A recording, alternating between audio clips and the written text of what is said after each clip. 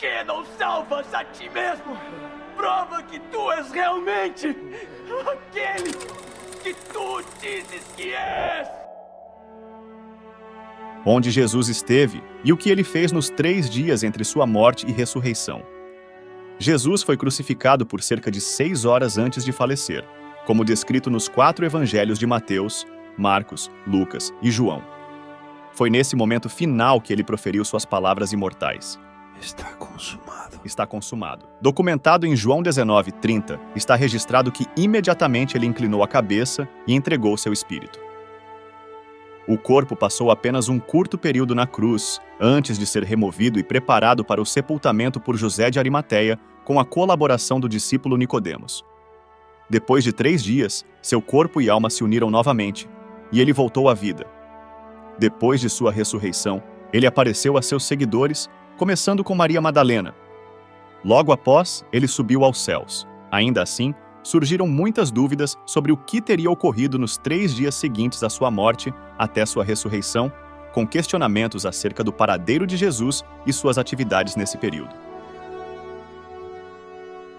Embora mencione a descida ao inferno, a Bíblia, principalmente nos evangelhos sinópticos, não fornece uma narrativa completa das atividades realizadas por Jesus durante esse período de 3 dias. Os evangelhos de Mateus, Marcos, Lucas e João têm como foco principal os eventos que culminaram na crucificação de Jesus e em sua ressurreição. O período entre a sua morte e ressurreição é mais baseado em interpretações teológicas e tradições do que em narrativas bíblicas explícitas. No entanto, é possível compreender esse período de grande importância. Uma das informações mais explícitas sobre o destino de Jesus durante os 3 dias após sua morte pode ser inferida a partir do diálogo ocorrido na cruz. Conforme descrito na Bíblia, Jesus foi crucificado ao lado de 2 criminosos. Um deles solicitou a Jesus que se lembrasse dele quando entrasse em seu reino. Lucas 23, versículo 42. Eu só te peço que te lembres de mim, Senhor, quando entrares no teu reino. Em resposta, Jesus afirmou: Em verdade te digo que ainda hoje estarás comigo no paraíso.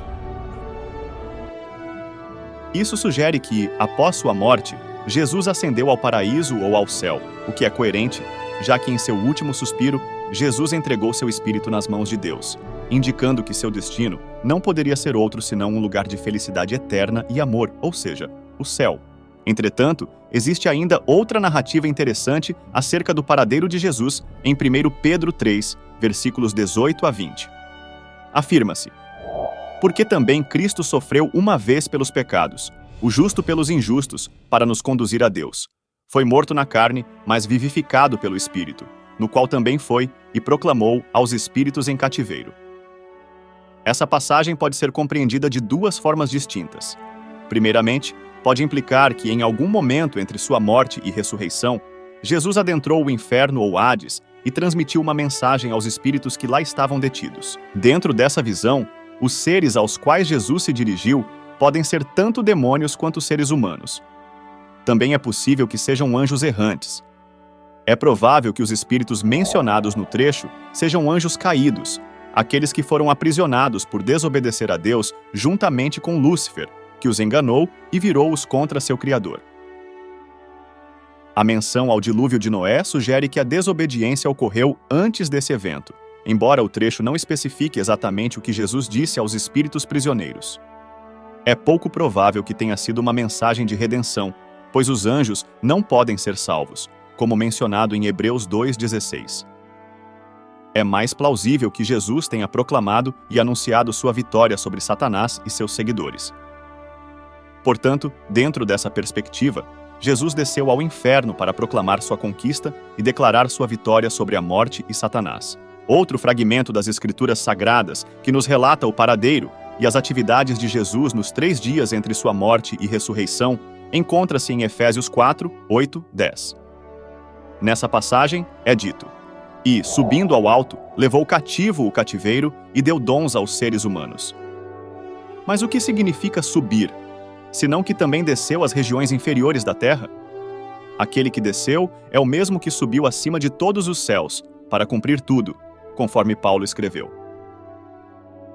Ele se referiu ao Salmo 68, 18, quando ascendeu ao alto, levando cativo o cativeiro.